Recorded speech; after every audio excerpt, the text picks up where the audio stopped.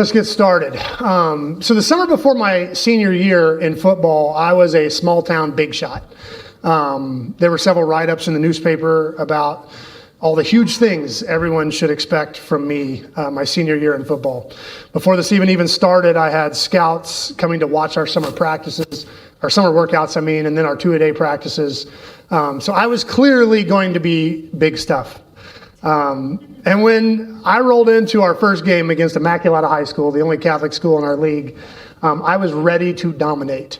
And I got my butt kicked. I got it completely handed to me. Not only did our team lose, it was the only game we lost until like third round of the playoffs. We lost pretty bad. But I personally just got dominated. It was terrible. IMAC had this relatively small center named Juan Fry. I'll never forget his name because I hate him.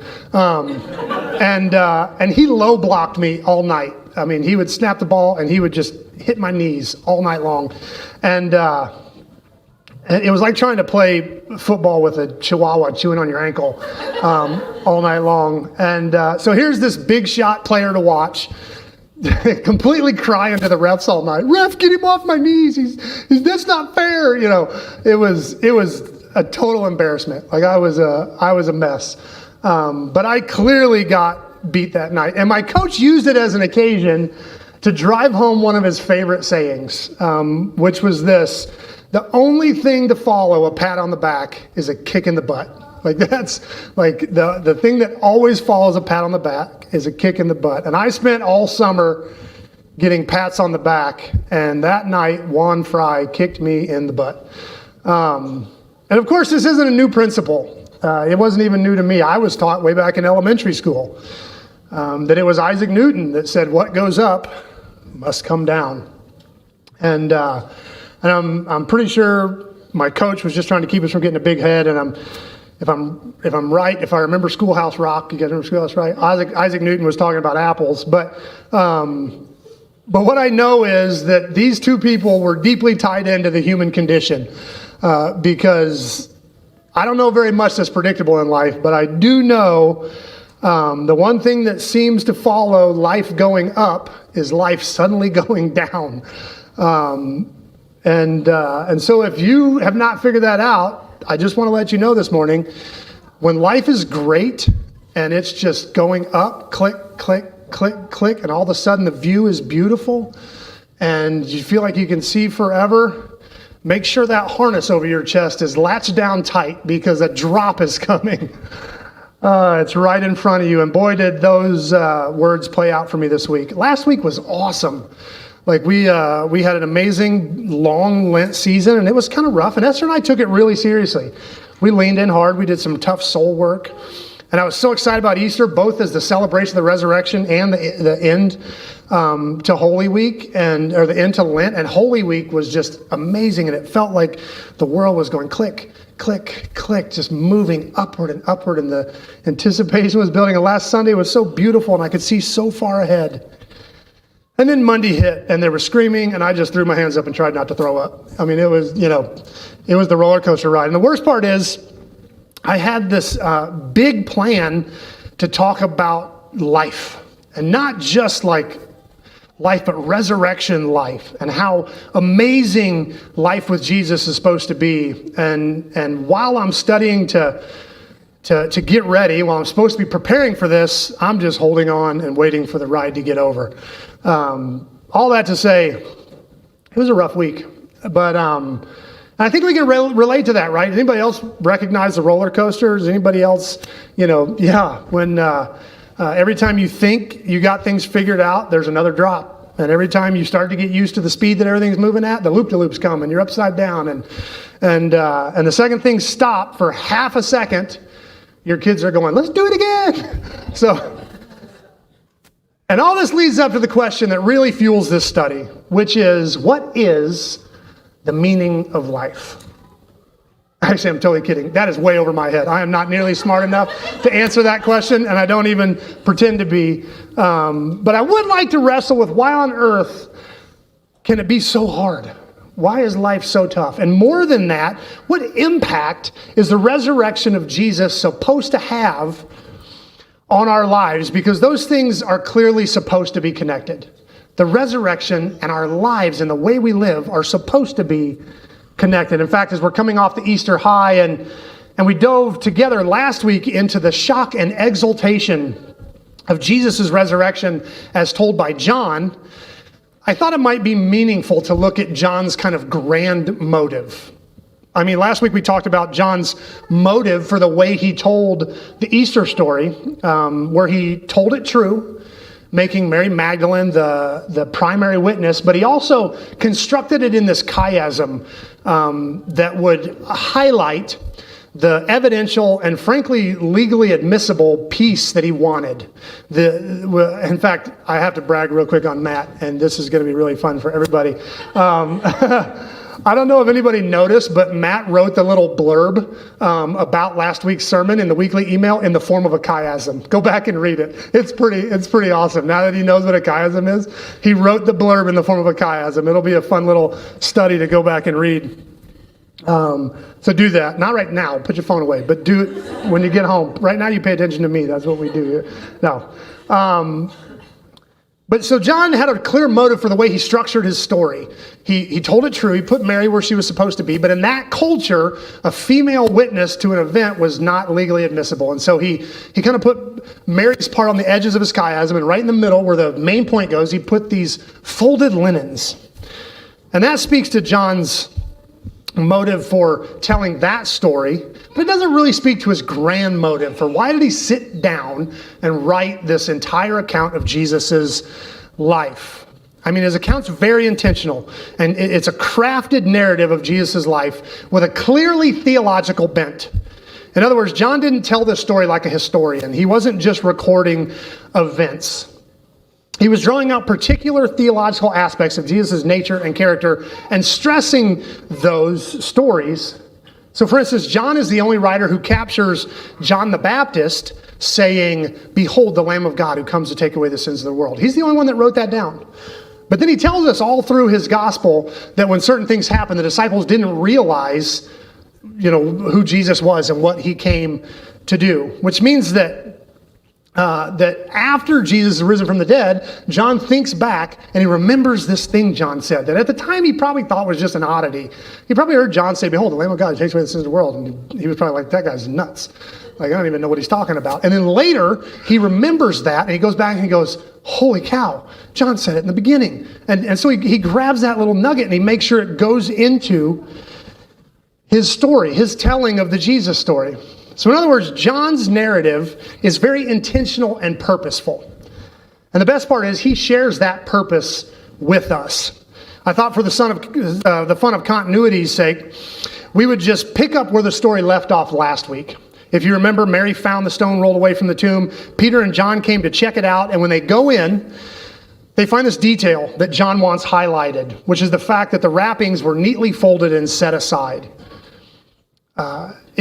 Because if this had been a grave robbing, if this had been any other way for the body to disappear, who on earth unwraps the body? There is zero incentive for the body to be unwrapped if somebody's just trying to steal it. So the fact that these are folded and set neatly aside is a big evidence for John. It's a big point he wants to draw out.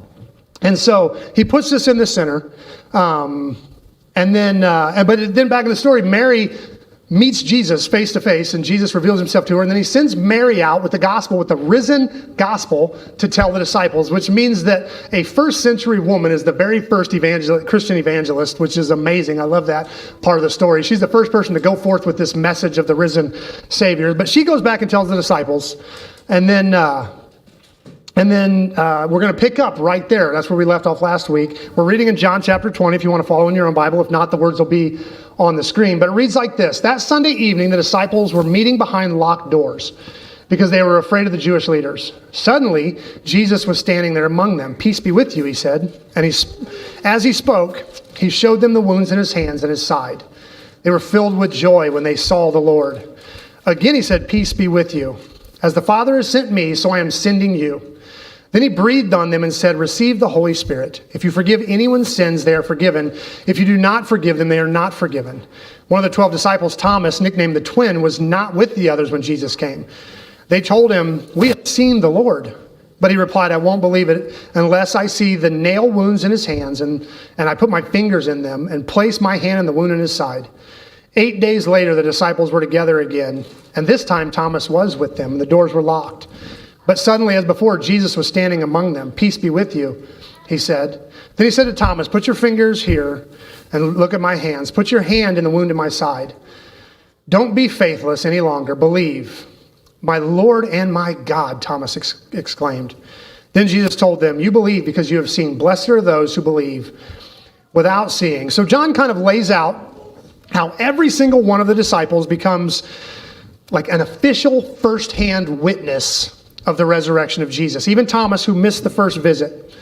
And then, as if this is kind of the end of the actual narrative, almost as if he just had to arbitrarily pick a spot to stop, he stops. And then he adds this last little piece where he's almost like, this spot is as good as any to quit. And he adds this last little kind of addendum. He said, "The disciples saw Jesus do many other miraculous signs in addition to the ones recorded in this book. But these were written so that you may believe that Jesus is the Messiah, the Son of God. And by believing in him, you will have life by the power of his name." This is the word of the Lord. Now, to finish my earlier point, John makes it very clear that there were many, many other stories he could have chosen from. But he chose these stories, these specific stories, these intentional stories for a purpose. This is not a historical account. This is a sermon that John is writing. And this message was written for a specific purpose. And thank God John spells that purpose out clearly. He said, "So that you may believe that Jesus is the Messiah, the Son of God, and that by believing in him you will have life by the power of his name." So John didn't write this gospel account just to put it in the history books. Just, this is what happened. He wrote this narrative so we would believe in Jesus, and that when we do that, it might bring us life. So ultimately, the reason John, the book of John, exists, the reason this book, which is translated more than any other book of the Bible, and the Bible being the most translated book on the planet, was written. The reason this book, which has some of the most quoted lines in all the scripture, "For God so loved the world, in the beginning was the Word, and the Word was, for I am the way, the truth, and the life," like the most quoted texts in the Bible, the reason those were written was so that you would have life. Which is awesome. Except, what on earth does that mean? What does it mean to have life? I mean, earlier in John's book, he's recording this long set of parables and teachings that Jesus is giving about the religious leaders, the leaders of Israel, who had prophetically been called shepherds for centuries. And he's framing his teaching in these metaphors about sheep and shepherds and all these things as he's talking about them. In the middle of this batch of teachings, he says, "The thief's purpose is to steal and kill and destroy. My purpose is to give you a rich and satisfying life." So if John wrote his book that we would have life, and Jesus says the reason he came was so that we would have life, doesn't it seem important that we kind of figure out what that means, to have life? And many of us don't dive too deep into this. We just assume when we hear teachings about eternal life that it means heaven, right? That's what it really means. We came so we could get to heaven, right? Jesus died, John wrote, so we could go to heaven. End of story. I actually don't think that's it, because the idea of life being at the center of the narrative is not a new one, especially for the Jewish people. In fact, the entire story of the Jews is built on this understanding of life. We hit on this a couple times over the last year, but in the beginning of the Jewish nation, the beginning of the whole story of being Jews, there was a choice. These people had a genetic link to a man that followed God. His name was Abraham, and God promised Abraham that he was going to be faithful to Abraham's family. And in fact, he was going to bless the entire world through this family, which is awesome. But about 400 years after God tells this to Abraham, it does not look like God is following through on his promise. Abraham's descendants were slaves in a foreign land. And about the time when you start to think God is gone, he shows up. And he doesn't just show up, he shows up ready for a movement. He shows up and he calls Moses and he says, it's time to start. So God frees his people miraculously. I won't belabor the details, but then God takes his people to a mountain where he lays out what it means to live God's way. And more specifically, how the people of God are supposed to act, how they're supposed to live. And the description is long, and it can get convoluted and complicated, as any document designed to govern a people should. It includes, everything in national life, from worship to taxes to the health department to the justice system, and more and more and more. And that should be complicated, and it is. When you try to read the law, it's pretty complicated. In fact, every time I read through it, you know how Jesus condensed the whole thing down to love God and love people, and that seems overly simple? Every single time I think of that reality, I think of my two sons when they were in English class in high school. They were both studying Shakespeare at the same time. And my second son, who is a kind of a literalist in everything, was getting very, very frustrated. They were studying Romeo and Juliet, and it's Romeo's big long speech to Juliet at her balcony, and he's and Matthew is listening. He's trying to decipher every single word. He's like, "I am so lost. This is gibberish. Not a word of this makes sense." And Josiah casually goes, "Dude, you're thinking too hard. He just told her she's hot," which is about what I feel like sometimes when Jesus is like, "Dude, the whole thing sums up to love God and love people." And I'm like, I've read it. It is way harder than that. But yeah, dude, he's just saying she's hot. So yeah, sometimes despite Jesus condensing it for us, the law can feel thick and confusing. But once Moses had laid it all out for the people, this entire system, he offered them this. He said, "This command I'm giving you today is not too difficult for you. It's not beyond your reach. It's not kept in heaven, so distant that you have to ask, who will go up to heaven and bring it down so we can hear it or obey it? It's not kept beyond the sea, so far away that you might ask, who will cross the sea and bring it to us so we can hear it and obey? No, the message is very close at hand. It's on your lips and in your heart so you can obey it. Now listen, today I'm giving you a choice between life and death, between prosperity and disaster. For I command you this day, love the Lord your God and keep his commands, decrees, and regulations by walking in his ways.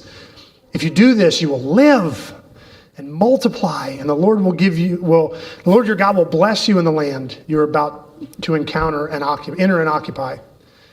But if your heart turns away and you refuse to listen, and if you are drawn away to serve and worship other gods, then I will warn you now that you will certainly be destroyed.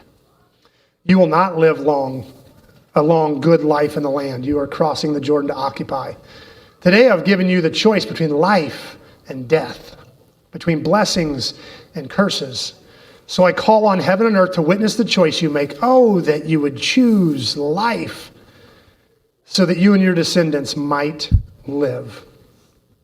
So John writes this book 2,000 years ago for the express purpose that his readers, most of whom were no doubt Jewish and familiar with the Torah, but for the express reason that those readers might believe and live, that they might have life.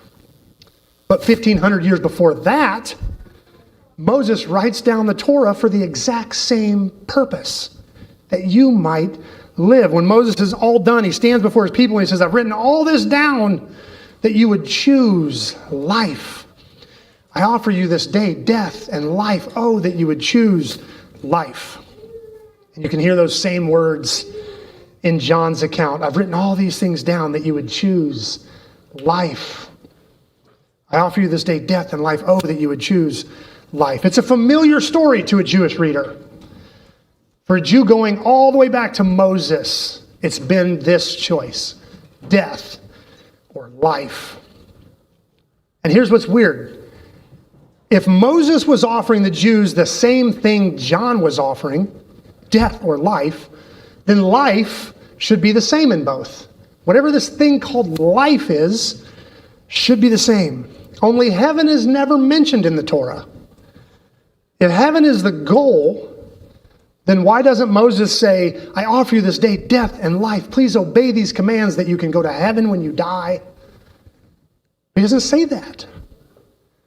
In fact, I've always wrestled with the question, if God made us to be in heaven with him, why did he put us in a garden? To Moses, dying and going to heaven isn't life. The kind of life he's offering in the Torah looks like something different. To Moses, life looks like something far more ordinary. He says this, "For I command you this day, love the Lord your God and keep his commands, decrees, and regulations by walking in his ways. If you do this, you will live and multiply, and the Lord your God will bless you in the land you are about to enter and occupy." So Moses is offering life, but life in Moses' offer doesn't sound like this kind of ethereal heaven place that none of us really understand, but we're all anxious to get to. Like, that's weird. But it sounds like something that our hearts really cry out for. Moses is speaking of fruitfulness and meaning and blessing. The Hebrew word for multiply can be translated increase. It can speak of the size of your family, sure, that you'll be fruitful, that you'll increase the size of your family, but it also speaks of your wealth and your influence and your reputation and just your value. He's like, you're going to go and increase. The Hebrew word translated live can also mean restore or nourish or heal. In several places, it's translated to be whole. He's like, you're going to go and live. You're going to go and be whole and increase. So although Moses was not talking about the modern understanding of heaven as the spiritual dwelling place of God we go to after death, what he's offering sounds pretty great to me. Can you imagine your life if every day your life had meaning? Like meaning you can feel in your bones. Can you imagine if your life felt like every day you made progress? Like, does anybody else ever feel that one step forward, two steps back? Like every time I start doing okay, something happens and got to pay for that now and you get knocked back again? Can you imagine if life was a blessing, like a real blessing? People were good to each other and your joints didn't hurt when you woke up and you didn't work hard every day just to watch the weather destroy it. But everything you set your hands to was blessed and did genuine good for other people. This is what Moses is offering the people of Israel when they read the Torah. Do these things and you'll live, like really live. It seems like such an easy choice, doesn't it? Just obey the commands and have heaven on earth. Or disobey and have hell. But the best part is that just as John's original readers, when they read the gospel, as he laid out the simple choice between Jesus and experiencing life, or rejection and experiencing death, just like his readers would have read that and thought back to Moses and thought, Moses offered us death and life. Moses' original readers would have also heard something hearkening to an earlier story. 3,500 years ago when Moses presented this to the children of Israel, surely they thought, we've been offered this choice before. They would have thought back to another story that sounds really similar to this. It reads like this: Then God planted a garden in Eden in the east, and there he placed the man that he had made. The Lord God made all sorts of trees to grow up out of the ground, trees that were beautiful and produced beautiful or delicious fruit. In the middle of the garden, he placed the tree of life and the tree of the knowledge of good and evil. The Lord placed the man in the Garden of Eden to tend and watch over it. But the Lord warned him, you may eat freely the fruit of every tree in the garden, except the tree of the knowledge of good and evil. If you eat its fruit, you will surely die. John wrote, these things are written so that you may continue to believe that Jesus is the Messiah, the Son of God, and that believing in him, you may have life in the power of his name. Moses wrote, I'm giving you a choice between life and death, prosperity and disaster. Oh, that you would choose life. And 2,500 years before that, the earliest iteration of us was given the same choice. I offer you this day life or death. Oh, that you would choose life. See, the human condition has never really changed.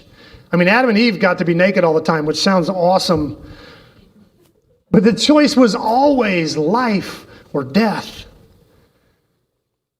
And here's the thing, just like a life that Moses offered was different than the life we think of when we think of eternal life that comes from Jesus, so the death that God threatened is different than when we think of death.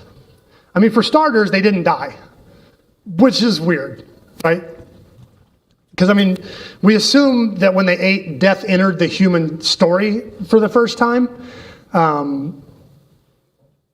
I guess they would have just lived perpetually if they hadn't eaten that fruit. But it feels like the shock of not dying is missing from the story. Does anybody else ever think of that? It seems like two things should have happened. First, Eve should have taken a bite and then winced and then opened one eye and been like, I'm still alive. Right? Doesn't it feel like that should have, because God was like, the moment you eat of it, you will die. You'd think she'd be surprised. I'm still here. The second thing that should have happened is the snake should have said, ha, I told you. God was lying.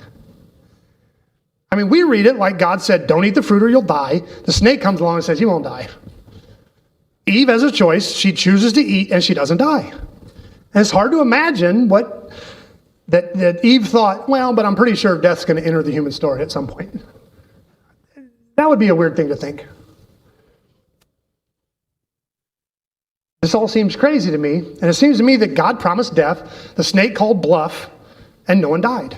Except, no one in the story brings out this inconsistency. No one in the story even mentions this, which leads me to believe that the moment Adam and Eve tasted the fruit, they did die. Whatever kind of life they experienced before the fruit suddenly ended. Otherwise, they would have said, I'm not dead. They didn't even question God's promised consequence because they experienced it. Whatever richness, whatever inner emotional security, whatever passion for being alive, whatever childlike wonder they had at the garden, whatever umbilicus that connected them to the very heart and nature of God, died. And they knew it immediately. That's why they don't look surprised that they didn't die, because they did.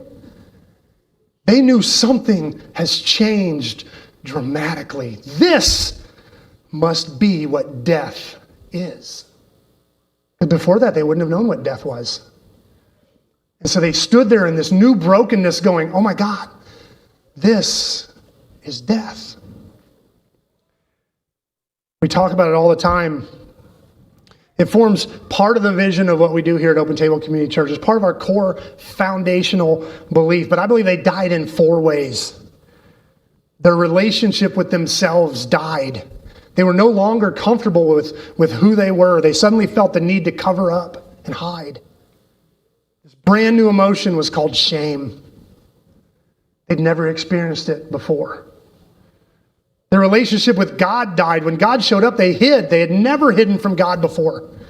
Their instinct had always been to run to God, but now they're avoiding his presence. This brand new emotion was fear. The relationship with each other was broken. It died. Not long before this in the story, they were talking about being so close. They were thinking of themselves as one. Bone of my bone and flesh of my flesh. The two were one. And now they saw themselves as separate, and they wanted to be more separate. She did it. This new emotion was anger, bitterness. And the relationship with the planet they had been made from was broken. No longer would there be this fruitfulness and this plenty. Survival would only happen through a scratching effort and a bitter sweat. This new emotion was sadness. They'd never experienced it before. The story only sounds weird because we have such a shallow understanding of death. But Adam and Eve, who had tasted life, beautiful, full life, they recognized death immediately. Not liking who I am is death. The bitter and hateful feelings I have towards some people is death. The pain and struggle of working so hard to make a living and never feeling like there's enough is death. And yeah, having the desire to worship God with all my heart, soul, mind, and strength, but never being able to pull it off is death. Imagine your life without all that death. Imagine if you looked at yourself in the mirror and the only thing you saw was the flawless, wonderful masterpiece of a beautiful and creative God. Imagine if you had no hate in your heart whatsoever and people didn't drive you crazy. You didn't feel the desire to separate yourself from some people and argue with them and debate with them. You just lived every day feeling like other people's happiness was your own happiness and knowing they felt the same toward you. Imagine there was no struggle to survive. Just the creative desire to grow things and see them be beautiful. Whether it was a living thing or a business or a city, whatever, just this desire to see it thrive and be fruitful and to have it cooperate with you in that endeavor. Imagine if we didn't have all the doubts and fears and the weird little power struggles with God. If the only emotion you felt when you thought about God was elated joy, no feelings like he was angry with you or wondering if he's real, or confusion and frustration with why he does what he does when you think he should be doing something else. Just joy that God is and you get to be a part of him. That's what Adam and Eve felt, and that's what they lost. I think the reason the snake doesn't declare victory that Adam and Eve didn't actually die was because they did. Right there on the spot, they died. And 25 years later, when Moses is offering life to the Israelites, they were anxious to say yes. They knew death. They knew the death that Adam and Eve had handed down. So they desperately wanted life. So when Moses said, "What do you choose?" they said, "Yes, we will do all these things because we want life. We want richness." 1,500 years after that, Jesus said he came to give life. And John said, "I wrote this all down so you could have life." 2,000 years later, we sit here this morning hoping with everything in us that that offer is still good. And I believe that it is. The reason I wanted to open with the whole passage this morning about the disciples being in locked rooms rather than just skipping to John's purpose for writing this book was because of this one little line that he speaks to Thomas. Jesus told him, "You believe because you have seen me. Blessed are those who believe without seeing me." That's you and me this morning. We are offered the same choice that Adam and Eve were offered, life or death. We are offered the same choice that was offered to the children of Israel before entering the promised land, life or death. And we're offered the same choice John's original readers were offered, life or death. Tree of life or the tree that leads to death. Obedience to the commands that lead to life or disobedience that only offers death. Do we accept the rich and abundant life in Jesus, or do we settle for death? And we know what Adam and Eve chose. We know what the children of Israel chose. And if we're 100% honest, the game was kind of rigged, right? The children of Israel never really had much of a chance at the life that they were seeking because they were still carrying the death that Adam and Eve brought.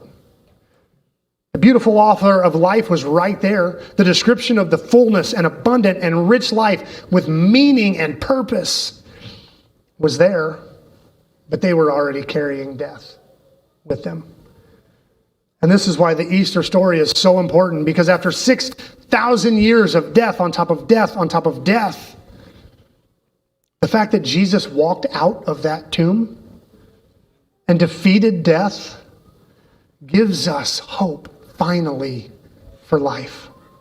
That life we were created for, that life that Adam and Eve experienced, however shortly, that life that God had in mind when he breathed into a mud sculpture is available because Jesus defeated death. It's why John told his story was that we may have that kind of life. So how do we respond to this? We're diving into a series talking about life. I'm calling it the game of life. And what life is supposed to look like. And we're not talking about heaven. Heaven is a bonus. Heaven is like icing on the cake. Don't get me wrong, heaven's beautiful. It's a beautiful piece of the whole story. And I believe John wrote his gospel offering us more than just heaven. I think he was offering us life. And we love the idea of heaven because after John wrote his gospel, he died. And so heaven's an important piece of the picture. In fact, years ago, my mentor and my two best friends were all killed in a car wreck together at the same time. And in the wreckage of our sorrow, I was sitting with a couple of my Bible college students, and they asked me if I thought we could go and lay hands on them at the hospital and they would raise from the dead. I mean, people did it in the Bible, so why not? And I told them that I didn't think it would work. And they were asking me why. They said it's so senseless that they would die. They did so much good for so many people. Why would God not want them to go on doing good? And I answered, I didn't know. But God let the disciples die for some reason. When the church really, really needed them. When you have this brand new movement and you've got this group of leaders that seem to be the heart of it and they all die tragically early. So somehow there's a physical death that leads to life and a physical life that leads to death. And I don't understand all that. All of it is way above my pay grade. But what I do feel qualified to talk about, what I believe in my heart, is that we were created for life today. We are resurrection people. And our job is to see death turn to life. Part of living in the upside down kingdom is to constantly see death, the 4 deaths that Adam and Eve experienced, and to see that death resurrected every day. We're supposed to be different people. As followers of Jesus, we are supposed to be alive. What I plan to do over the next however many weeks is to look at least 4 of Jesus' parables where he talks about what life looks like. This kind of life, the life that Adam and Eve lost in those 4 key areas: the relationship with ourselves, the relationship with God, the relationship with others, and the relationship with our vocation or calling. All those things died when Adam and Eve ate that fruit. But Jesus gave us some word pictures. He painted pictures with stories about what life could look like. And we're going to study that for at least the next 4 weeks. Before we dive into all that, I thought we needed to lay a little foundation of the history of the choice between life and death. Because although the same decision keeps popping up over and over and over again throughout human history, the game has changed. See, Adam and Eve were offered life or death. Moses offered life or death. And what really is different? Aren't we just offered the same options humans have been offered forever and failed? The answer is no, because there is one subtle difference. Adam and Eve's choice was based on their obedience. Moses' choice was based on the Israelites' obedience, but Jesus' choice is based on grace because it hinges on his obedience. Jesus knew we couldn't obey. He knew we wouldn't obey. So Jesus chose to be the one who would obey. He obeyed in every point, never deviating from the Father's will. And then rather than just relish that full and unbroken life as a beautiful example of what life could look like if only we could do it, he went farther. He gathered up all the death. Literal death, yes, he literally died. But he also rolled up all the shame and the hate and the fear and the sadness, and he chose to die and absorb all that death as a beautiful act of grace. And he left us with a beautiful decision. Similar to the one Adam and Eve made, so similar to the one that Moses offered, and yet not at all the same. He said, these things were written that you may believe that Jesus is the Messiah, the Son of God, and that by believing in him, you'd have life. That's our choice. Do you believe? No longer is it obey or disobey. Jesus knows we can't obey. Jesus knows we're going to disobey, so he obeyed. And in his grace, he simply asks us to believe that he's the giver of life. He's where life, true life, the kind of life we all crave, comes from. Which leaves us with the question, is Jesus enough for you? That's a much harder question than it seems. Is Jesus enough for you to feel whole and unashamed? Or do you need more? Is Jesus enough of a reason for you to love rather than hate? Because Jesus loved even the people crucifying him. Is his love enough? Is the way Jesus stood happily in the Father's presence and received the love and affirmation the Father gave?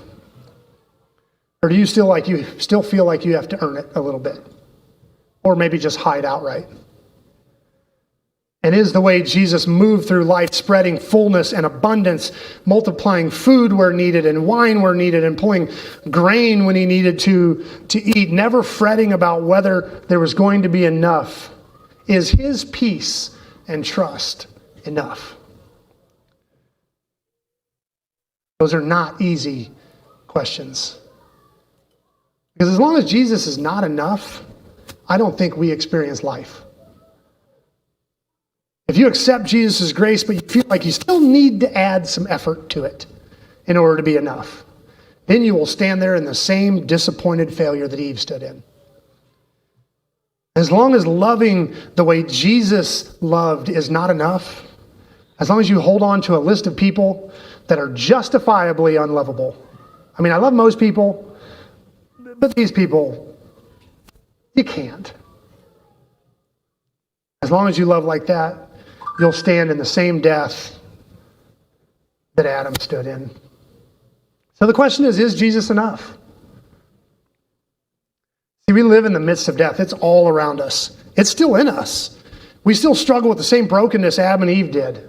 The shame, the fear, the anger, the sadness. And right there in the midst of all that, Jesus is saying, I have taken care of it. I have conquered death. Do you believe me? Is that answer enough?